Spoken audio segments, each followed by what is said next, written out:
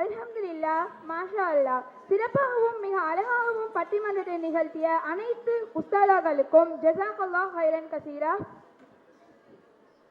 சலித்து வாழ்வது வாழ்க்கை அல்ல, சாதித்து வாழ்வதுதான் வாழ்க்கை. சரித்திரம் படிப்பது வாழ்க்கை அல்ல, சரித்திரம் படைப்பதே வாழ்க்கை. இதையே உயரிய நோக்கமாக கொண்டு இம்மைக்கும் மறுமைக்கும் அயராது உழைக்கும், இன்னும் உழைத்து கொண்டிருக்கும் எங்கள் கல்லூரியின் நிர்வாகியான களஞ்சியம் ஜாகிர் அண்ணன் அவர்களை சிறிது நேரம் உரையாடுவதற்காக மேடைக்கு அழைக்கிறேன்.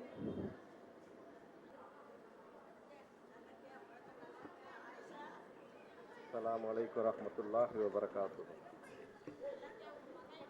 அஸ்ஸலாமு அலைக்கும் ரஹ்மத்துல்லாஹி வபரகாத்துஹு.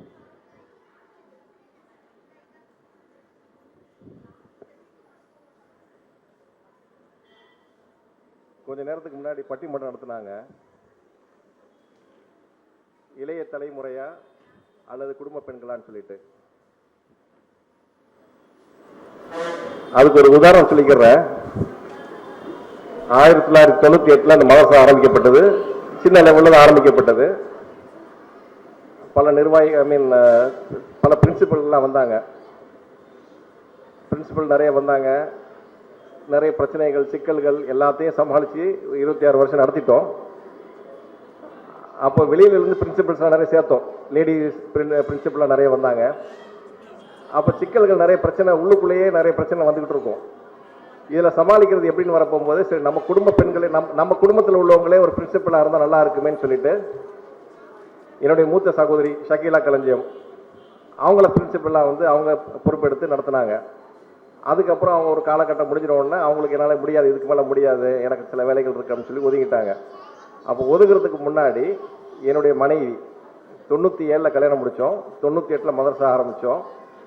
ரிக்வெஸ்ட் பண்ணேன், அடுத்தது ஆலிமா நீங்கள் படிக்கணும் அப்படின்ட்டு. இல்லை என்னால் முடியாது அப்படின்னாங்க. இல்லை கண்டிப்பாக படிக்கணும், படிப்பேன், ஆனால் எக்ஸாம் எழுத மாட்டேன், என்னால் முடியாது, பசங்களை பார்க்கணும் அப்படின்னாங்க. பரவாயில்லை சேருங்க. அப்படி இருந்தும் வீட்டு வேலையும் பார்த்துட்டு உளுந்து அடிச்சுட்டு மேலே மதரசாக்கு போயிட்டு படிச்சுட்டு வந்துட்டு ஃபர்ஸ்ட் ரேங்க் செகண்ட் ரேங்க்.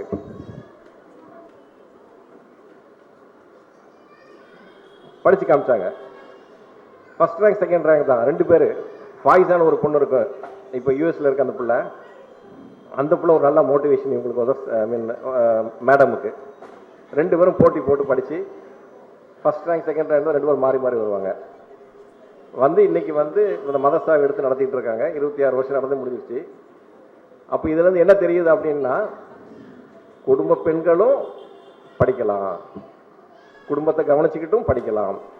ஆனால் நீங்கள் சொல்லுவீங்க, நாங்கள் எப்படி இவங்க வீட்டிலேயே இருந்தாங்க, கீழே வீடு மேலே மதரசா இருந்ததுனால இவங்க வந்து படிச்சு வீட்டு வேலைகளை முடிச்சுட்டு மேலே மதரசா போய் படித்தாங்க அப்படின்னுவீங்க. அதுக்கு தான் இப்போ ஆன்லைன் கோர்ஸும் வந்துருச்சு. இப்போ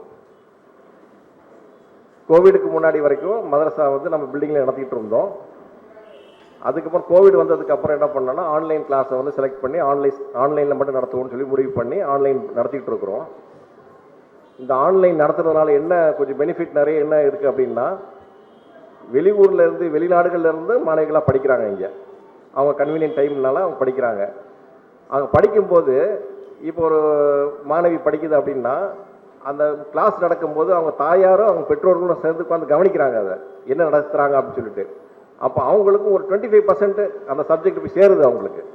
அப்போ என்ன ஆகுது அப்படின்னா, அந்த குடும்பமும் சேர்ந்து படிக்குதுன்னு ஒரு நமக்கு ஒரு வருது, சந்தோஷம் வருது. அதே மாதிரி நம்ம 526 பேர் படித்து முடிச்சிருக்காங்க நம்ம ஆலி மக்கள். இந்த மதரசாவில் நிறைய பேர் ஒஸ்தாதாக்களாக இருக்காங்க. நம்ம இந்த குல்சார் ஒஸ்தாதா ப்ரொஃபஸராக இருக்காங்க, பிஎஸ்சி அப்துல் ரஹ்மான் காலேஜ். ரொம்ப சந்தோஷமாக இருக்குது. நிறைய பேர் படித்து முடிச்சுட்டு இன்றைக்கி வந்து அவங்களே மதரசா நடத்திட்டு இருக்காங்க, பெரிய பெரிய லெவலில் நடத்திட்டு இருக்காங்க. களஞ்சியம் மதரசாவை விட சிறந்த முறையில் நடத்திட்டு இருக்காங்க. நிறைய பேர் அந்தந்த முஹல்லாக்களை எடுத்து நடத்திட்டு இருக்காங்க. நீங்கள் கேட்கலாம், மதரசான்னா என்ன, மார்க்க கல்வி தானே, எனக்கு எப்படி இந்த துனியாவில் எப்படி யூஸ் ஆகுன்னு கேட்பீங்க. இப்போ எங்கள் வீட்டில் எடுத்துக்கிடுவோமே, என் மனைவிக்கு அப்புறம் என் பிள்ளைங்களும் அதே மாதிரி பெண் பிள்ளைங்களாம் 3 பேர் பொம்பளை பிள்ளை ஒரு பையன் இருக்கனால 3 பொம்பளை பிள்ளைங்களும் அந்த மார்க்கத்தில் அப்படியே ஆர்வமாக வந்துட்டாங்க. இப்போ அவங்க என் மூத்த மகன் வந்து இப்போ தாருத் தக்கியான்னு சொல்லிட்டு அது ஒரு கிளாஸ் இது இன்ஸ்டியூட் நடத்திட்டு இருக்குது. இப்போ அதில் 150 பேருக்கு மேலே படிக்கிறாங்க. அதில் என் மகன் வந்து 100 பேருக்கு வேலை கொடுக்குது. இப்போ இவங்க என்ன பண்றாங்க, தஜ்வீது கிளாஸ் எடுக்கிறாங்க, தஜ்வீதை வந்து ரெக்கார்ட் பண்ணி அனுப்புறாங்க. அதை ஒரு 100 உஸ்தாதாக்கள் உட்கார்ந்து அதை படிக்கக்கூடிய மாணவர்கள் சரியா ஓதுறாங்களா இல்லையான்னு சொல்லி அவங்க செக் பண்றாங்க. இந்த பொண்ணு வந்து 100 பேருக்கு சம்பளம் கொடுக்குது இப்போ. புரியுதுங்களா? அதனால வந்து இது படிச்சு முடிச்சதோட இல்லாம இது நமக்கு ஒரு பிசினஸாகவும் நீங்க பண்ணலாம். சரியா? பட் மார்க்கத்தோட இன்ஷா அல்லாஹ் மறுமைக்காக பயனுள்ளதாக அமையணும் இன்ஷா அல்லாஹ். இப்போ எங்க வீட்டில் பார்த்து எடுத்துக்கிட்டீங்கன்னா, எங்களுக்குள்ள வந்து உலகத்துல என்ன நடக்குது, பக்கத்து வீட்டில் என்ன பிரச்சனை நடக்குது, ஊர்ல என்ன பிரச்சனை நடக்குது, ஊர்ல என்னென்ன இது நிறைய பிரச்சனை நடந்துட்டு தெரியும் இல்லையா? பக்கத்து வீட்டில் நிறைய இங்கே பிள்ளைங்க சரியில்லை, மாப்பிள்ளை சரியில்லைன்னு சொல்லி நிறைய பிரச்சனைகள்லாம் வரும். ஆனால் எங்கள் வீட்டில் பொறுத்த வரைக்கும் எந்த பிரச்சனையும் தெரியாது. யாராவது ஃபோன் பண்ணி சொன்னாங்கன்னா தான் தெரியும் இந்த மாதிரி நடக்குதாமா அப்படியா. அது கூட நம்ம இன்ட்ரெஸ்டாக எடுத்து கேட்டுக்கிற மாட்டோம். அப்படியா, இதை பற்றி எங்கள்கிட்ட பேசாது, எங்களுக்கு தெரியாது, எங்களுக்கு தேவையில்லாத விஷயம் அது. ஆனால் இன்னைக்கு நீங்கள் வந்து இந்த மார்க்கெட் விஷயங்கள் தெரிஞ்சுக்கல அப்படின்னா உங்கள் டைம் இருக்குது பார்த்தீங்களா, வீட்டில் வந்து வேஸ்ட்டாக இருக்க டைமு. அந்த டைமில் வந்து நீங்கள் வந்து ஆன்லைனில் கிளாஸ் எடுத்து படிச்சிங்கன்னா நீங்கள் இந்த மாதிரி தேவையில்லாத பேச்சுகள், டிவி பார்க்குறது, இந்த மாதிரி விஷயங்கள்லாம் நீங்கள் போக மாட்டீங்க. அப்போ என்ன ஆகும் அப்படின்னா, நீங்கள் நம்மளுடைய நோக்கம் என்ன, நம்ம பிள்ளைங்கள் நல்லா வளரணும், நல்லா சந்தோஷமாக வாழணும் அப்படின்ட்டு. ஆனால் நீங்கள் இது துனியாவுடைய கல்வியை மட்டும் படிச்சுட்டா என் பிள்ளை நல்லா சிறந்ததாக வாழுன்னு நினச்சிங்கன்னா கண்டிப்பாக ஆகாது. என்னன்னா, துனியா கல்வி இருக்கும், துனியாவில் வந்து நல்லா கல்வி படித்து நல்லா சிறந்த இதாக நல்லா சம்பாதிக்கலாம் கொள்ளலாம். ஆனால் கணவன் மனைவிக்குள்ள நிறைய பிரச்சனைகள் வரும். அப்போது ஆலிமாக்கள் இந்த மாதிரி மார்க்க கல்வி படித்தாங்கன்னா அவங்களுக்கு பொறுமையை வரும், பக்குவம் வரும். மாப்பிள்ளை வந்து முன்னப்பின்ன இருந்தாலும் அனுசரித்து சமாளித்து அந்த குடும்பத்தை நல்லபடியாக பிள்ளைகள் நல்லபடியாக வளர்ப்பாங்க. இல்லைன்னா டே நீ போட நான் வேற வேலையை பார்க்குறேன் அப்படின்னு போயிடுவாங்க. அப்போ நிறைய விஷயங்கள் நடந்துட்டு இருக்குது. இப்போ நீங்கள் நிறைய வீட்டில் பார்ப்பீங்க, கல்யாணம் முடிச்சு ஒரு 2 மாதத்துலேயே மாப்பிள்ளை வேணாம் அப்படின்னு வந்துடுறாங்க. இப்போ இதெல்லாம் என்ன ஆகுது, அப்படியே அவங்களுக்கு மார்க்கம் இல்லாத சப்ஜெக்ட் தெரியாதனால அவங்க அந்த விட்டு கொடுத்து போகக்கூடிய தன்மை இல்லை அவங்கள்ட்ட. அதனால் இந்த விஷயம், இந்த மார்க்க விஷயத்தை வந்து இன்ஷா அல்லாஹ் நீங்கள்லாம் வந்து வீட்டில் இருக்கும்போது சரி, குடும்ப பெண்ணாக இருந்தாலும் சரி, நிறைய உங்களுக்கு இருக்கும், வேலைகள் இருக்க தான் செய்யும். 2 மணி நேரம் ஒதுக்குங்க, ஒதுக்கி படிங்க இன்ஷா அல்லாஹ். இதனால உங்களுக்கு வந்து உங்களுக்கும் உங்கள் பிள்ளைகளுக்கும் குல்சார் உஸ்தாதா சொன்ன மாதிரி 7 தலைமுறைக்கு வந்து இன்ஷா அல்லாஹ் இதோட ஜீன் வரும். சரிங்களா? இப்போ எங்கள் வீட்டிலேருந்து ஆரம்பிச்சது, மேடம் வீட்டிலேருந்து ஆரம்பிச்சது, இப்போ என் பிள்ளைங்க வந்து ஒரு ஜீன் வந்துருச்சுங்க. இன்னும் 7 ஜீனுக்கு இன்ஷா அல்லாஹ் அப்படி வரும். இன்ஷா அல்லாஹ் அந்த கல்வி தொடரும் இன்ஷா அல்லாஹ். நம்ம செய்யக்கூடியது வந்து மறுமைக்காக தான் செய்கிறோம் இன்ஷா அல்லாஹ். மொய்தீன் அலிம் சார் ஒரு ரிக்வெஸ்ட் வச்சாங்க, ஆன்லைன் காசு போக ஃபிசிக்கல் காசு வைங்கன்னு சொல்லிட்டு இன்ஷா அல்லாஹ் மஷூரா பண்ணுறோம் இன்ஷா அல்லாஹ். அஸ்ஸலாமு அலைக்கும் வரஹ்மத்துல்லாஹி வபரகாத்துஹு.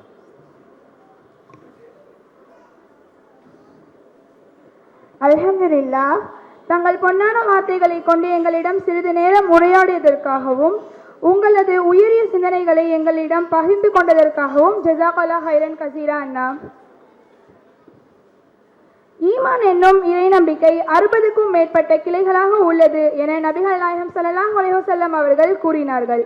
அப்படிப்பட்ட ஈமான் உடையவர்களின் உள்ளமும் இல்லமும் என்ற தலைப்பின் கீழ் சிறப்புரை ஆற்றுவதற்காக எங்களது களஞ்சியத்தில் ஆசிரியராக சிறப்பு பணியாற்றி வரும் எங்களது பேராசிரியர் ஷேக் இக்பால் ஃபிர்தௌசி ஆலிம் அவர்களை மேடைக்கு அழைக்கிறேன். அஸ்ஸலாமு அலைக்கும் வரஹ்மத்துல்லாஹி வபரகாத்துஹு. அஸ்ஸலாமு அலைக்கும் வரஹ்மத்துல்லாஹி வபரகாத்துஹு. நிறைய சேர் இருக்குது, எல்லாரும் கொஞ்சம் ஆர்டராக உட்காந்துட்டீங்கன்னா ரொம்ப யூஸ்ஃபுல்லாக இருக்கும் நிகழ்ச்சி. பெரிய ஏற்பாட்டுக்கு பிறகுதான் இந்த சபை நடந்திருக்கு. அங்கே லாஸ்ட்டில் இருக்கவங்க ஃப்ரண்ட்டில் வந்துருங்க. ஏன்னா அப்படி சபை கேப் விட்டு இருக்கிறது அது சபைக்கான அழகல்ல. எல்லாரும் வந்து அவங்க இருக்கையில் உட்காந்துட்டீங்க, அங்கே லாஸ்ட்டில் இருக்கிறாங்க பாருங்க, எல்லாம் வாங்க.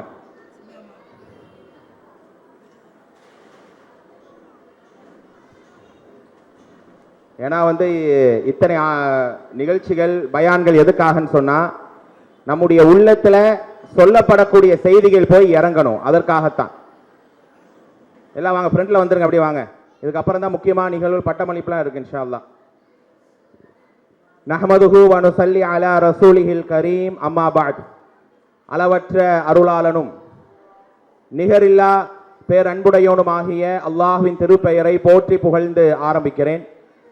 அல்லாஹ்வினுடைய அருளும் கிருபையும் நபிகள் நாயகம் ஸல்லல்லாஹு அலைஹி வஸல்லம் அவர்கள் மீதும் அவர்களின் குடும்பத்தார்கள், சஹாபாக்கள், ஏனைய இந்த சபையிலே பங்கெடுத்திருக்கிற என் மீதும் உங்கள் மீதும், என்னுடைய உங்களுடைய தாய் தந்தை, என்னுடைய உங்களுடைய குடும்பத்தினர் அனைவர் மீதும், நம் குடும்பத்தில் நண்பர்களில் வாழ்ந்து மண்ணறைகளில் இருப்பவர்கள் மீதும் அல்லாஹுடைய கருணையும் மன்னிப்பும் என்றென்றும் நிலவட்டுமாக.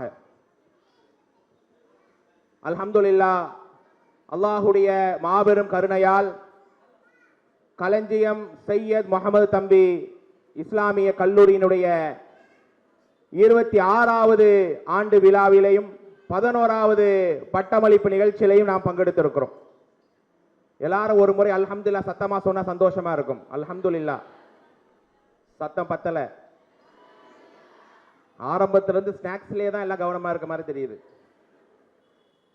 நான் ரொம்ப நேரம், எனக்கு ஆலிமா மேம் வந்து ரொம்ப நேரம் டைம் தரல. ஆலிம்சா 10 to 15 நிமிஷம் தான் டைம்னு சொல்லியிருக்கிறாங்க. நீங்கள் எவ்வளோ தூரம் அமைதியாக இருப்பீங்களோ, பொதுவாக என்னுடைய குணம் என்னென்னா, மக்கள் சைலண்ட்டாக இருந்தால் தான் நம்மள்கிட்ட பேச்சே வரும். கொஞ்சம் சின்ன சலசலப்பு இருந்தாலும் எனக்கு பேச்சு வராது. அது என்னுடைய இயல்பாயிடுச்சு. அதனால் கொஞ்சம் நீங்கள் எல்லாரும் அசையாமல் அமைதியாக, பிள்ளைகள் வச்சுருப்பீங்க அது வேற, இருந்தாலும் கொஞ்சம் அமைதியாக இருந்து கேட்கும்போது ரொம்ப எனக்கு இன்ட்ரெஸ்டாக இருக்கும் இன்ஷா அல்லாஹ். அந்த அடிப்படையில் நான் சுருக்கமாக என்னுடைய உரையை நான் முடித்துக் கொள்கிறேன். எனக்காக வழங்கப்பட்டிருக்கிற தலைப்பு ஈமானிய உள்ளமும் நமது இல்லமும் அப்படிங்கிற ஒரு தலைப்பை தான் இங்கே வழங்கியிருக்கிறாங்க. நமது மொஹீதீன் ஆலிம்சால இருந்து நிறைய பேச எல்லாருமே கல்வினா என்ன, பெண்களுடைய பொறுப்புகள்னா என்ன என்பதை முழுமையாக தெளிவாக ஆழமாக இங்கே பதிவிட்டு அமர்ந்திருக்கிறார்கள். ஆனால் ஈமானை பற்றி அறிவதுதான் இஸ்லாத்தினுடைய மிக முக்கியமான ஒன்று. தோழர்களே, தாய்மார்களே, அல்லாஹ் என்றால் யார், ரசூல் என்றால் யார், மார்க்கம்னா என்ன, நாளைய மறுமையினுடைய யதார்த்தம் என்ன போன்ற எல்லாவற்றையும் அறிந்தவனாக இங்கே நானும் நீங்களும் அமர்ந்திருக்கிறோமா? உங்கள் உள்ளத்திலே கேள்வியை கேளுங்கள். அல்லாஹ் என்பவன் யார் என்பதை அறியாமல் அல்லாஹ் தந்த இந்த ஈமானை நாமால் முழுமைப்படுத்தவே முடியாது. அப்படிப்பட்ட ஈமானிய உள்ளம் என்றால் யார்? ஒரே ஒரு கேள்வியை நான் கேட்கிறேன், ஆண்களுக்கும் பெண்களுக்கும் சேர்த்துத்தான். நான் முஸ்லிமா அல்லது முஃமினா? நான் முஸ்லிமா அல்லது முஃமினா? இதற்கு விடை தெரியாமல் தோழர்களே, தாய்மார்களே, இங்கிருந்து நீங்கள் களைய வேண்டாம். முஸ்லிம் என்றால் யார்? அல்லாஹ்வை, ரசூலை ஏற்றிருப்பார். அல்லாஹுக்கு இணை வைக்காம அவருடைய வாழ்க்கை நகரும். ஆனால் பெரிய அடிப்படை இருக்காது. அல்லாஹ்வை அறிந்திருக்க மாட்டார், மார்க்கத்தினுடைய ஒழுக்கங்கள் இருக்காது, எதுவுமே இருக்காது. பெயருக்கு இஸ்லாம். அப்படித்தானே இன்றைக்கு பலர்கள் வாழ்கிறோம். இங்கே இருக்கக்கூடிய மக்களை உங்களை பார்த்து நான் கேட்கிறேன், அல்லாஹ்வையும் ரசூலையும் வேதத்தையும் அறிந்து இங்கே நீங்கள் அமர்ந்திருந்தால் சந்தோஷப்படுங்கள். நீங்கள் எல்லாம் முஃமின்கள். நீங்கள் நினைக்கலாம், பிறப்பிலேயே நாங்கள் முஸ்லிம்கள் அல்லது இஸ்லாத்தை ஏற்றுக்கொண்டு வாழ்கிறோம், எங்களை விட நன்மையானவர்கள் யார், எங்களை விட பாக்கியசாலிகள் யார் என்று நீங்கள் நினைக்கலாம். ஆனால் தோழர்களே, தாய்மார்களே, உலகத்திலே பிறக்கிற எல்லாரும் இந்த இஸ்லாத்திலே தான் பிறக்கிறார்கள். அண்ணலம் பெருமானார் அகிலத்தின் அருட்கொடை பொறுமையின் பொக்கிஷ பெருமானார் சொல்வார்களே, குல்லு மௌலூதின் யூலது அலல் ஃபித்ரா, ஒவ்வொரு படைப்புமே இயற்கையான மார்க்கத்திலே தான் பிறக்கிறார்கள். அல்லாஹ்வை விளங்கி அந்த ஏகத்துவ கொள்கையிலே தான் எல்லா உயிருமே பிறக்கிறது. ஆனால் அவருடைய சூழல், அவருடைய தாய் தந்தை அவர்களை மாற்றி விடுகிறார்கள். அப்படியானால் எல்லாருமே முஸ்லிமாகத்தான் பிறக்கிறார்கள். இன்னும் ஒரு விஷயத்தை சொல்லவா? ஆலமுல் அர்வாஹ், உயிர்களை ஒன்று சேர்க்கிற இடத்திலே அல்லாஹ் ரப்புல் ஆலமீன் நம்ம எல்லாரையும் எழுப்பினான். குர்ஆனிலே படித்து பாருங்கள், 7வது அத்தியாயத்துடைய 172வது வசனம். அல்லாஹ் எல்லாரையும் படைத்தான், எல்லாரையும் எழுப்பி கேட்டான், அலஸ்து பி ரப்பிக்கும், நான் உங்கள் கடவுளா இல்லையா? அல்லாஹ் கேட்டான், என்கிட்ட கேட்டா, உங்கள்கிட்ட கேட்டா, எல்லாத்தையும் அல்லாஹ் கேட்டான், நான் உங்கள் ரட்சகனா இல்லையா? காலு பலா, ஆமாம் இறைவா. 172வது வசனம் படித்து பாருங்கள். அப்படி எல்லாருமே அல்லாஹ் ஒருவன் தான் இறைவன் என்று சொல்லிதான் இந்த மண்ணிலே வந்திருக்கிறோம். அப்படியானால் தோழர்களே, தாய்மார்களே, உலகத்தில் எல்லாரும் முஸ்லிம்கள் தானே? அப்படிதானே? ஒரு நேரம் ஒரு கிராமப்புற அரபிகள் வருகிறார்கள். அண்ணலம் பெருமானாரை எப்படியாவது சந்திக்கணும், மறுமையில் அவர்களோடு யா அல்லாஹ் ஒரு நெருக்கத்தை, ஒரு நேசத்தை நீ தந்துவிடு தந்துவிடு என்று துஆவிலே கேட்கிறோமே, அந்த பாக்கியத்தை பெற்றார்கள். உலகத்திலே அன்னலாரை சந்தித்து அவர்களுடைய நாவால் இஸ்லாத்தை ஏற்றார்கள். ஒரு கிராமப்புற அரபிகள் அப்பதான் வராங்க, பெருமானாரை சந்திக்கிறாங்க, இஸ்லாத்தை பெருமானார் நாவால் ஏற்றுக்கொள்கிறார்கள். இப்போது இவர்கள் முஸ்லிம்களா, அந்த கிராமப்புற அரபிகள், அல்லது மூமின்களா? சொல்லுங்க, அவங்க முஸ்லிம்களா மூமின்களா? முஸ்லிம்கள். ஏன் தெரியுமா? அல்லாஹ்வே சொல்லி காட்டுகிறான். 49வது அத்தியாயத்தினுடைய 14வது வசனம். காலத்தில் அராபு ஆமன்னா, அந்த கிராமப்புற அரபிகள் ரசூலுல்லாஹ்வை சந்திச்சே இஸ்லாத்தை ஏத்துக்கிட்டாங்க. அவங்க சொல்றாங்க நாங்கள் மூமீன்கள் ஆயிட்டோம். அல்லாஹ் சொல்றான், அல்லாஹ் ஏத்துக்கலாம் தானே, ஆனா அல்லாஹ் இல்லை. குல்லம் துமினு, நபியே நீங்க அவங்கள்ட்ட சொல்லுங்க அவங்கள் மூமீன்களாகவில்லை. வலம்மா யதுகுல் ஈமான ஃபீ குலூபிக்கும், அவங்க உள்ளத்துல ஈமான் நுழையவில்லை. அல்லாஹ் சொல்றான் அவங்க மூமீன்கள் கிடையாது, அவங்கள முஸ்லீம் என்று சொல்லுங்க. பெருமானாரை சந்தித்தாங்க, இஸ்லாத்தை ஏற்றாங்க, ஆனா அவங்க மூமீன்கள் இல்லையா? அல்லாஹ் சொல்ற முஸ்லீம்கள் தான். ஏனென்றால் இன்னும் அவங்க இஸ்லாத்தினுடைய அடிப்படையில் எடுத்து நடக்க ஆரம்பிக்கல, ஈமான் கொண்டு இருக்கிறாங்க, அவ்வளவுதான். இப்போது விளங்குதா நான் முஸ்லிமா முஃமினா? இதை அறியாமல் ஈமானிய உள்ளமாக எங்களால் மாறவே முடியாது. தோழர்களே, தாய்மார்களே, அல்லாஹ் இப்படிப்பட்ட ஈமானை எங்களுக்கு தந்தானே, நான் பெயருக்கு வாழ மாட்டேன். உண்மையான மூமின்னா யார் தெரியுமா? ஈமான் கொண்டவனாக உங்களை மாற்றக்கூடிய நிலை என்ன தெரியுமா? அல்லாஹ் சொல்லுகிறான் 8வது அத்தியாயம் 2வது வசனம், இன்னமல் முஃமினூன அல்லதீன இதா ذுக்கிரல்லாஹ் வஜிலத் குலூபுஹும். அல்லாஹ் என்ற பெயரை கேட்டால் தோழர்களே, தாய்மார்களே, நம்முடைய உள்ளம் நடுங்கணும். அப்படியே கடந்த முறை கூட உள்ளத்தை பற்றிய ஒரு உரை, அல்லாஹ் உள்ளங்களை பேசும்போது என் பெயரை கேட்டாலே அவருடைய உள்ளம் நடுங்கணும். எவ்வளவு பயான்கள், எவ்வளவு ஹதீதுகள், ஆனால் நம்ம எல்லாம் அதை கவனிக்கிறோமா? அது கேட்ட அந்த ஆயத்துக்களை கேட்டு என் உள்ளம் உருகுச்சா?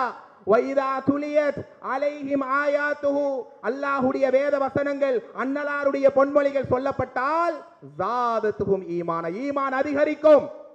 வஅலா ரப்பிஹிம் யதவக்கலூன், அந்த மூமின்கள் யார்? அல்லாஹ்வையே நம்பி நடப்பாங்க. இப்போது கேளுங்கள், நீங்கள் முஸ்லிமா முஃமினா? வாரத்துல ஒரு நாள் தொழுவாங்க ஹஸ்ரத், ரமலானுக்கு நோன்பு வைப்பேன், எப்பவாவது சதக்கான் கொடுப்பேன், எனக்கு அல்லாஹ்வை தெரியாது, ரசூலை தெரியாது, குர்ஆன் ஓத தெரியாது, பெருமானாருடைய வரலாறுகள் எனக்கு தெரியாது, உயிருக்கு மேலாக மதிக்கிறோமே, நாளைய மறுமையில் அல்லாஹ்வுடைய ரசூலுடைய ஷஃபாஅத் யாருக்கு கிடைக்கும்? அன்னலாரை படிக்கிறவருக்கு தானே. இங்க இருக்கிற மக்களை, உங்களுடைய ஒவ்வொருவருடைய முகத்தையும் பார்த்து நான் கேட்கிறேன், அல்லாஹ்வுடைய தூதருடைய வாழ்க்கை வரலாறு எனக்கு முழுசா தெரியும். யாராவது இருக்கிறீர்களா? அல்லது ஓரளவுக்கு எனக்கு தெரியும். எப்படிங்க சொல்ல முடியும்? கபர்ல வச்ச உடனே முதல் கேள்வி என்ன தெரியுமா? மன் ரப்புக், உன்னுடைய இறைவன் யார்? நான் அப்படியே முஸ்லிமா பிறந்து வாழ்ந்து அப்படியே ஓடிக்கிட்டு இருக்காங்க, அல்லாஹ் மௌத்தாக்கிட்டாங்க என்று சொல்லுவாங்களே, ஹாஹாலா ஆதிரி, ஐயோ ஐயோ எனக்கு தெரியாது என்று கபரிலே முதல் கேள்வி அல்லாஹ் யார்? இனியாவது அந்த அல்லாஹ்வை படியுங்கள். அந்த அல்லாஹ் என்பவன் யார்? அந்த ரசூல் என்பவர் யார்? வமன் நபியுக், உன்னுடைய தூதர் யார்? அல்லாஹ் கேட்பானா இல்லையா? கபரிலே கேட்கப்படக்கூடிய கேள்வியா இல்லையா? உன்னுடைய வேதம் என்ன? குர்ஆனை நான் படிக்க தெரியாதவனாக வாழ்ந்து விட்டேனே, நாளைய மறுமையினுடைய நாளில் அந்த குர்ஆன் தான் நமக்கு பரிந்துரை. அப்படிப்பட்ட இஸ்லாம் என்கிற மார்க்கத்தையும் வேதத்தையும் எங்களுக்கு அல்லாஹ் தந்தானே, உங்களுடைய வேதம் என்ன? உங்களுடைய தீன் என்ன? தீனியல் இஸ்லாம், என்னுடைய மார்க்க இஸ்லாம் சொல்ல எங்க நாவு சொல்லட்டலை.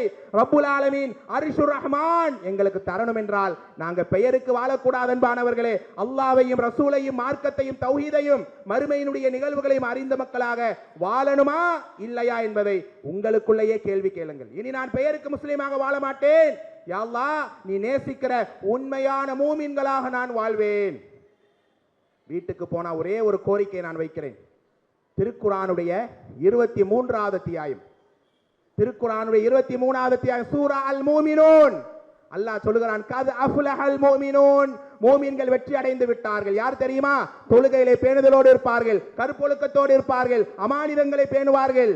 அந்த பண்புகள் எல்லாம் என் வாழ்க்கையில இருக்கா என்று கொஞ்சம் யோசித்து பாருங்கள். இவர்கள் எல்லாம் மூமின்கள். அதே போல மூமின்கள் ஈமான் கொண்ட உள்ளம் யார் தெரியுமா?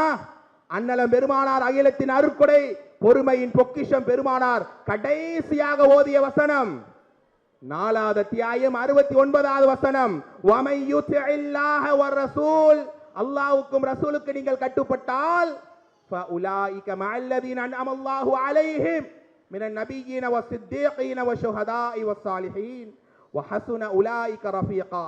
நாளை மறுமையிலே அல்லாஹ்வுக்கும் ரசூலுக்கும் கட்டுப்பட்டால் அந்த தூதரோடு, அந்த தூதரை பார்த்த நிலையிலேயே அல்லாஹ் எங்களுக்கு ஒரு சொர்க்கத்தை தருவான். பெருமானாருக்கு நெருக்கத்திலே விட ஒரு சிறந்த நிலை என்ன இருக்கும் தோழர்களே, தாய்மார்களே? அப்படிப்பட்ட ஈமானிய உள்ளங்களாக அல்லாஹ் சொன்னாங்களே, பலர்களுக்கும் கிடைக்காத இஸ்லாம், ஏன் அகிலத்தின் அருட்கொடை அண்ணலம் பெருமானார் எந்த கருவறையில இருந்தார்களோ அந்த தாய்க்கு இஸ்லாம் கிடைக்கல. ஒரு போரை முடித்து வரும்போது ஒரு மையவாடியில் அல்லாஹ்வுடைய ரசூல் தேம்பி தேம்பி அழுகிறார்கள். அல்லாஹ்வுடைய ரசூல் அப்படி அழுது சஹாபாக்கள் அதுவரை பார்த்ததே இல்லை. தோழர்களே, தாய்மார்களே, சஹாபாக்கள் கலங்கினார்கள். அல்லாஹ்வுடைய ரசூல், ஏன் நீங்கள் அழுகிறீர்கள்? இது யாருடைய கபர்? என்னுடைய தாய் ஆமினாவுடைய கபர். எந்த நபியினுடைய சொல்லால் நாங்கள் ஈமானிய முழுமை அடைகிறோமோ அந்த நபியை பெற்றெடுத்த தாய் இஸ்லாத்திலே இல்லை. என் தாய்க்கு மன்னிப்பு கிடைக்குமா என்று நான் கேட்டேன். அல்லாஹ் என்னை தடுத்து விட்டான், எச்சரித்தான். உங்க தாய் கபருக்கு வேணா வாங்க, அவங்களுக்கா நபியை நீங்களும் மன்னிப்பு கேட்க முடியாது. ஹலீலுல்லாஹ் இப்ராஹிம் அலைஹிஸ்ஸலாம், அவங்க வாப்பா ஆசர் இஸ்லாத்தை ஏற்றாரா? மறுமையினுடைய நாளில இப்ராஹிம் அலைஹிஸ்ஸலாம் கேட்பாங்க, யா அல்லாஹ் நீ எனக்கு ஒரு வாக்கை தந்தாயே, என்னுடைய கண்ணியத்தை நீ மறுமையில கெடுக்க மாட்டேன்னு சொன்னாயே ரப்பே, என் கண்ணு முன்னாடி என் வாப்பா நரகத்துல போறாருன்னா எங்களால் தாங்க முடியாது யா அல்லாஹ் என்று இப்ராஹிம் அலைஹிஸ்ஸலாம் கதரும் போது அல்லாஹ் சொல்லுவான், உங்க வாப்பா ஆசர ஒரு விலங்கு அனிமலா மாற்றி நரகத்திலே அனுப்புவேன். உள்ள போகும்போது அவர் மனிதரா மாறிடுவாரு. மக்களுக்கு அது தெரியாது, உங்க இஸ்ஸத்து பாதிக்கப்படாது என்று அல்லாஹ் சொல்லுவான். இப்ராஹிம் நபியின் வாப்பாவாகவே இருந்தாலும் அல்லாஹ் நேர்வழியை தரலையே. அப்படிப்பட்ட ஒரு நேர்வழியை ஈமான இறைவா எங்களுக்கு நீ தந்தாய் என்று நினைக்க ஒரு சொட்டு கண்ணீரை நாங்கள் வடிக்கணும் அன்பானவர்களே. அப்படிப்பட்ட மூமின்களாக இன்ஷா அல்லாஹ் நாங்கள் வாழ்வோம் என்கிற உறுதிமொழி இங்கே நமக்கு வர வேண்டும் இல்லையா? அதே போல ஈமானிய உள்ளம் நமது இல்லமாக மாற வேண்டும். ஈமானால் நிரம்பிய இல்லங்களாக மாற வேண்டும். எத்தனையோ வரலாறுகளை சொன்னாங்க. அறிஞர்கள் உருவானதே தாய்மார்களை உங்களாலே தான். பெண்களாக ஒரு வீட்டிலே ஈமான் மெருகடைய வேண்டும் என்றால் பெண்களே அது உங்களால் தான். தாய்மார்களை சந்தோஷப்படுங்கள். இந்த உலகத்திலே பெண்ணாக நீங்கள் பிறந்ததே அல் பஷார சுப செய்தி தான். 16வது அத்தியாயம் 58வது வசனம், வஇதா புஷ்ஷிர அஹதுஹும் பில் உன்சா, பெண் பிள்ளைகளை கொண்டு சுப செய்தி அளிக்கப்பட்டால், ஆண் பிள்ளை என்று எங்க அல்லாஹ் பேசுறானா? ஆண் பிள்ளையும் கண்ணியம் தான். ஆனா அல்லாஹ் ரப்புல் ஆலமீன் பெண் பிள்ளை பிறந்தாலே பஷாரத், அப்படியான பெண்களாக பிறந்து குடும்ப பெண்களாக உங்களுடைய பிள்ளைகளை வளர்த்தெடுக்கிறீர்களே, நீங்கள் தான் உண்மையிலேயே சுப செய்திக்குரிய பெண்கள், தாய்மார்களே. அது மட்டுமல்ல, நம்ம எல்லாருக்கும் ஆசை என்ன? இப்படியா சொர்க்கம் போயிடணும். பெருமானார் சொன்னாங்க, உங்களில் 3 பெண் பிள்ளைகள் உங்களுக்கு இருந்து இறையச்சத்தோடு நீங்கள் வளர்த்தி எடுத்தால் அந்த தாய்க்கும் தந்தைக்கும் சொர்க்கம் என்று பெருமானார் சொன்னார்களே. எவ்வளவு பெரிய பாக்கியம்! எங்கேயாவது 3 ஆம்பளை புள்ள இருந்தா இந்த பாக்கியம் வருது, அல்ல நாடி தருவாது வேற. ஆனா பெருமானார் சொல்கிறார்களே, ஜாகிர் காக்கா சொல்லும் போது கூட, எங்களுடைய மகள்கள் மார்க்க இல்மோடு வளர்ந்து விட்டார்கள், சந்தோஷப்படுங்கள், நாளைய மறுமையிலே இந்த பிள்ளைகள் உங்களுக்கு ஷஃபாத்தாக வந்து நிற்பாங்க. ஆனால் ஈமானோட இறையச்சத்தோட வளர்க்காம பாவத்திலேயும் அழிவிலேயும் ஆபாசத்திலேயும் உலக மோகத்திலேயும் வளர்த்தால், ஈமானற்ற இல்லங்களாக இருந்தால் அந்த பிள்ளைகளே எதிரிகளாக வந்து நிற்பார்கள். அப்படிப்பட்ட பெண்களும் நமது பிள்ளைகளும் தான் ஈமானிய சொத்தாக இருக்க வேண்டும் அன்பானவர்களே. ஒரு நேரம் ஒரு தாயினுடைய கவலை என்ன தெரியுமா? ஈமானிய இல்லங்களாக நாங்கள் மாற வேண்டுமானால் ஒரு தாயின் கவலை, ஒரே ஒரு வரலாறை சொல்லி முடிக்கிறேன். நாங்க குடும்பத்தோட யா அல்லாஹ் சொர்க்கத்தில் இருக்க வேண்டும். அப்படிப்பட்ட இல்லங்களாக நீங்க மாறணுமா இல்லையா? உஹதினுடைய வீராங்கனை என்று சொல்லப்பட்டவர் தான் அம்மாரா ரலியல்லாஹு அன்ஹா. உஹதின் வீராங்கனை, அவங்களுக்கு ஒரு மகன் இருந்தார். நன்றாக கவனியுங்கள், உள்ளத்தை அப்படியே உருக்கக்கூடிய ஒரு வரலாறு. ஒரு தாய் எப்படிப்பட்ட ஈமானிய உள்ளம் பெற்றிருந்தாங்க, அவங்க இல்லத்தையும் இறையச்சத்தோட நகர்த்தினாங்க என்பதற்குரிய சான்று தான் இது. உஹதின் வீராங்கனை ஏனென்று தெரியுமா? பெருமானாரை உஹது களத்தில் இப்னு கமியா என்பவன் அம்பி எறியும் போது அவனுடைய கவச ஆடையினுடைய கம்பிகள் பெருமானார் நாவிலே பட்டுவிட்டது. அந்த இப்னு கமியாவை ஓடோடி விரட்டுறாங்க. யார்? ஒரு பெண்மணி, வீரத்தாய். அந்த நேரத்தில் அவன் என்ன செய்யறான்? இந்த அம்மாவை வெட்டிடுறான். அவங்களுடைய கை அப்படியே வெட்டுப்பட்டு ஒரு ஜவ்வோடு தொங்குது. கீழாடையை எடுத்து கட்டிக்கொண்டு மீண்டும் அந்த அம்மாரா ஓடுகிறார்கள். அதனாலே தான் அகிலத்தின் அருட்கொடை பெருமானார் சொல்லுவார்கள், நான் எல்லா திசையிலும் பார்த்தேன், அம்மாராவை தான் நான் பார்த்தேன். அவங்களுடைய மகன் தான் யார் தெரியுமா? ஹபீப் இப்னு ஸைத் ரலியல்லாஹு அன்ஹு. ஹபீப் இப்னு ஸைத் வரலாற்றிலே படித்து பாருங்கள். முசைலமா என்கிற ஒரு எதிரி தன்னை நபி என்று வாதிட்டுக் கொண்டிருந்தான் யமன் தேசத்திலே. நானும் நபிதான். அப்ப ரசூலுல்லாஹ் சொல்றாங்க, இவங்களை யாராவது அந்த முசைலமாவை மிரட்டி அவனை எச்சரிக்கை செய்ய போகணும். யார் போறா? முசைலமாவை எதிர்த்து போன எல்லாரையும் அவன் கொண்டுட்டான். நன்றாக கவனியுங்கள். ஆனா யாருமே போகிறதுக்கு ஒரு ஆர்வம் இல்லை. அந்த நேரம் ஹபீப் இப்னு ஸைத் எழும்புறார்.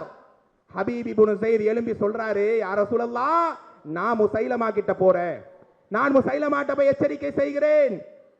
நேரா வீட்டுக்கு வரார். அவருக்கு தெரியும் 90% நம்ம மீண்டும் உயிரோட வரமாட்டோம். அவங்க அம்மா அம்மாராவுக்கும் தெரியும். மகனே நன்றாக குளித்து இருக்க நல்ல ஆடை அணிந்து கொள், நல்ல மனங்களை பூசிக்கொண்டு மகனுக்கு துவா செய்து அனுப்பி வைக்கிறாங்க. நீங்க போங்க. அவர் யமன் தேசம் வருகிறார், முசைலமாவை சந்திக்கிறார். நீ யார்? ஹபீப் சொல்றாரு, நான் அல்லாஹ்வுடைய தூதர், அல்லாஹ்வுடைய தூதருடைய தூதர். நீ தூதர் என்று உன்னை சொல்லிக் கொண்டிருக்கிறாய் முசைலமா, நீ ஒரு பொய்யன்.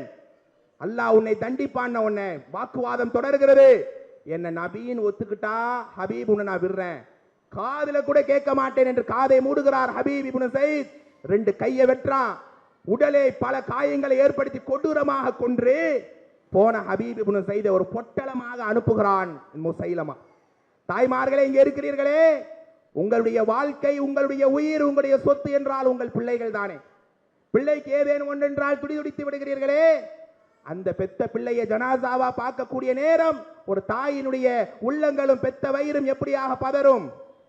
எல்லாரும் ஹபீப் இப்னு ஸைதினுடைய ஜனாசாவை பார்த்து அழுகிறாங்க, கதறாங்க. அம்மாரா மட்டும் அளவில்லை. அவங்களுடைய கண்கள் அப்படியே சிரிப்பும் சந்தோஷத்துக்குரிய ஆனந்த கண்ணீர் தான் வருதே தவிர ஒரு தாயினுடைய அழுகை அங்கே இல்லை. எல்லாரும் கேட்டாங்க, எம்மா உன் மகனுடைய ஜனாசாவை பார்த்து எங்களுக்கே உள்ளமெல்லாம் ஈரக்குலையெல்லாம் நடுங்குகிறதே. பெத்த தாய், நீ ஏன் இப்படி முகத்தில் ஒரு சிரிப்பு, ஒரு அழுகை கூட இல்லை? அம்மாரா சொன்னா, எப்படிப்பட்ட ஈமானிய உள்ளமும் ஈமானிய இல்லத்தை பெற்றிருந்தாங்க. ஒருவேளை என்னுடைய மகன் ஹபீப் இப்னு ஸைத் முசைலமாவுக்கு பயந்து அவனை நபியின் ஏற்றுக்கொண்டிருந்தால் காலமெல்லாம் அழுதிருப்பேன். கடைசி வரை அகிலத்தின் அருக்கொடை பெருமானாரை தானே ஈமான் கொண்டு அதனாலே தானே உயிர் தியாகம் செய்திருக்கிறான். என் மகன் சொர்க்கத்தில் அல்லவா இருப்பான். ஒருவேளை அல்லாஹ் எனக்கு இன்ஷா அல்லாஹ் சொர்க்கத்தை தந்தால் நான் சொர்க்கத்திலே நுழையக்கூடிய நேரம் என் மகனின் ஹபீப் என்னை அம்மா என்று வரவேற்பானே, அந்த காட்சியை நினைத்துக் கொண்டுதான் நான் இப்போது சிரிக்கிறேன் என்று சொல்லிய நேரம் இருக்கிற எல்லோரும் கண்கலங்கி விட்டார்கள். இப்படிப்பட்ட ஈமானிய உள்ளங்களாக, இறையச்சம் உள்ள தாயாக, இஸ்லாமிய இல்லங்களாக அவங்க வாழ்ந்தாங்களே, அதற்கு அடிப்படையே இந்த ஈமான் தான் தோழர்களே, தாய்மார்களே. அதே மாதிரியான ஈமானை, இறையச்சத்தை நாங்களும் பெற்று, ஆண்கள் இருக்கிறாங்க, பெண்கள் இங்கு அதிகமாக இருப்பதால் பெண்களை பற்றியே நான் பேசுகிறேன். பெண்களே, உங்களுடைய வீட்டு பொறுப்பு உங்களிடம் தான் அல்லாஹ் தந்திருக்கிறான். ஆண்கள் என்னதான் நிர்வாகிகளாக இருந்தாலும் தாய்மார்கள் பொறுப்பு ஆக மிக சிறந்தது. உங்கள் பிள்ளைகளை, உங்களுடைய குடும்பத்தார்களை ஈமானோடு, யா அய்யுஹல்லதீன ஆமனு, இறை நம்பிக்கையாளர்களே, கூ அன்ஃபுஸக்கும் வ அஹ்லீக்கும் நாரா, 66 6வது வசனம், நரக நெருப்பை விட்டு பாதுகாத்துக் கொள்ளுங்க. அப்படிப்பட்ட ஈமானிய உள்ளங்களாக, இறையச்சத்திற்குரிய இல்லங்களாக நாங்கள் இருந்து சிறந்த தாயாக, தந்தையாக, இளம் பெண்ணாக, வாலிபர்களாக, குடும்பமே அல்லாஹ்வுடைய நேசம் பெற்ற மக்களாக நாம் வாழக்கூடிய சிறந்த வாழ்வை அல்லாஹ் நம் அனைவருக்கும் தருவானாக என்று அல்லாஹ்விடத்தில் பிரார்த்தனை செய்து கொள்கிறேன். அல்ஹம்துலில்லாஹ்.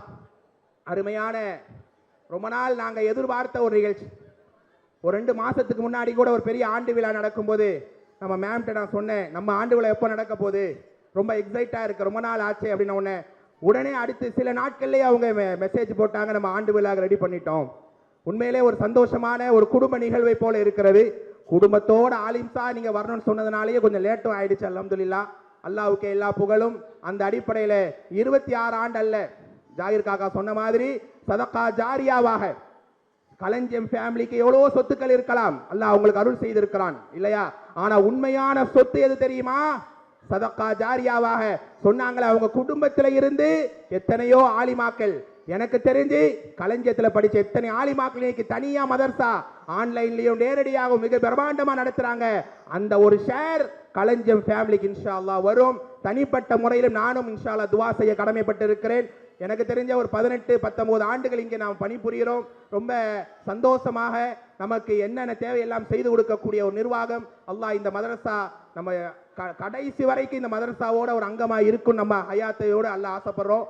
அதோட இந்த மதரசாவும் இன்ஷா அல்லாஹ் கடைசி மறுமை நாள் வரையிலும் நடைபெறக்கூடிய வார்த்தைக்காக அல்ல, அவங்களுடைய செயின் சொன்னாங்களே, அவங்க செயின் வழியா இது எப்போதும் நடக்கக்கூடிய சதகா ஜாரியாவாக இந்த மரணித்த களஞ்சியம் அவங்களுடைய அந்த கபருடைய ஒளியாக எல்லாருக்கும் பயனாக இது அமையணும் நான் துவா செய்து கொள்கிறேன். அல்லாஹ் ரப்புல் ஆலமீன் எனக்கு உங்களுக்கும் நோய் நொடி இல்லாத, பலகீனம் இல்லாத, மன அழுத்தம் இல்லாத வாழ்வை தந்து எப்போதும் ஈமானை மட்டுமே மிகப்பெரிய சொத்தாக சுமந்து இறையச்சத்தோடு மரணித்து நாளை மறுமையிலே அல்லாஹுடைய தூதரோடு நம் தாய் தந்தை மனை மக்கள் கரங்களை பிடித்து அல்லாஹுடைய ரசூலுக்கு அருகிலே அல்லாஹ்வை பார்த்த நிலையிலே ஜன்னத்துல் ஃபிர்தௌஸிலே மறுமையின் முத்துக்களாக சொர்க்கத்தின் சொந்தங்களாக உலா வரக்கூடிய உயர்ந்த பாக்கியத்தை நாம் அனைவருக்கும் தருவானாக என்று பிரார்த்தித்து அருமையான இந்த வாய்ப்பை தந்த களஞ்சியம் நிர்வாகத்திற்கு ஜஸாக்கல்லாஹ் ஹைராவை சொல்லி அமைதியாக இருந்த உங்கள் எல்லோருக்கும் துவா செய்து முடிக்கிறேன். வாஹிர் தாவானா அனில் ஹம்துலில்லாஹி ரப்பில் ஆலமீன். அஸ்ஸலாமு அலைக்கும் வரஹ்மத்துல்லாஹி வபரகாத்துஹு. ஈமானுடைய